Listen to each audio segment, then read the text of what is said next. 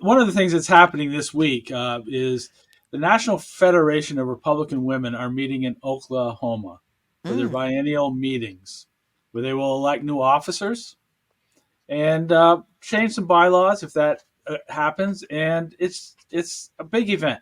They expect over 1,000 people there. And for you that Wow. don't know, the Republican National Federation of Republican Women have over 1,200 clubs nationally with 64,000 Republican members. But one of the things that's happening, and one of the fights that's going on the floor this year, is whether or not transgender folks will be allowed to become members of the National Republican Federation of Women. Come on. Oh. Come on. Wait. Let me Howdy see. doody. Let me see if I got this right. So, Republican, ostensibly conservative women are now going to vote whether or not to admit men who have transgendered to a woman as a member of this Republican women's organization. Am I hearing that right? You're hearing that right. And one of the things is there was a motion, a resolution that was shot down by the existing leadership that would have changed the definition of what is allowed in the Federation. So, just to give you a little background, right now there are slates of officers that are running, and one of the members of the slate is the chair from New Jersey who wants to be part of the leadership of the National Party. 3 years ago, well, in 2019, the New Jersey president, who was this woman running for election to national office, nominated a transgender person to become Woman of the Year in New Jersey. Oh, wow. So she nominated a man to be Well, Woman of the Year, is what you're saying. I get really confused about whether it's man, women, all those kind of things. So I always refer to it as a transgender person. Okay. So one of the reasons they're saying this is they're worried about lawsuits that are coming, which is ridiculous. If you look at some of the experts in the field of First Amendment rights, and the First Amendment talks clearly about the freedom of association. And that was brought out just recently in the circuit court in California, the Ninth Circuit Court, that took on the case of Anita Green versus the Miss United, let me make sure I get this right, the Miss United States of America pageant.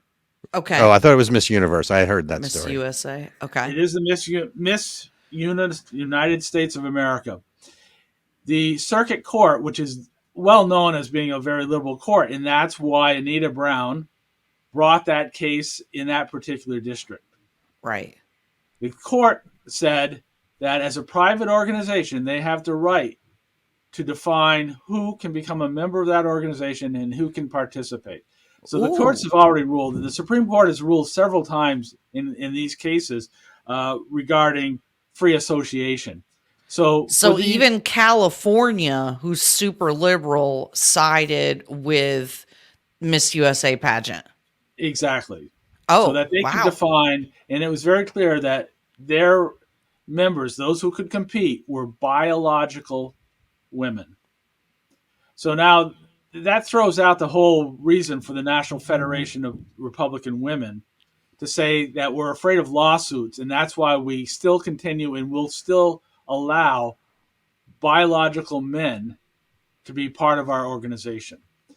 It's interesting that one of the states that has already fought back is Arkansas. And Arkansas, in their bylaws, have said, and let me quote, a woman is defined as being born a DNA biological female at birth.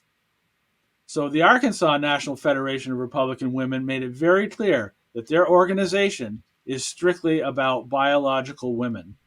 We looked at what Riley Gaines is doing nationally to talk about defining a woman.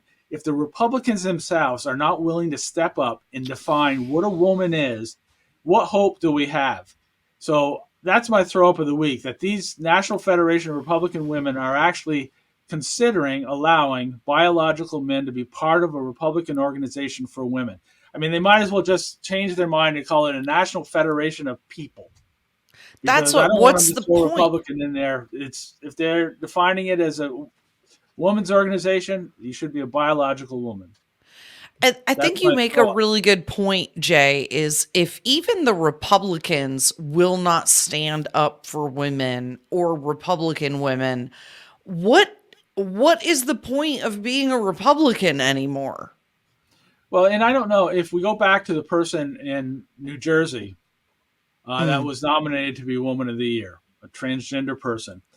Not only were they nominated to be Woman of the Year in New Jersey for the Federation of Republican Women, this same person decided to run against a pro-life Republican, Chris Smith, for Congress as an independent, very Oh. pro-choice liberal that is part of the National Federation of Republican Women. And I believe this person is still on the board of directors in the New Jersey Federation of Republican Women.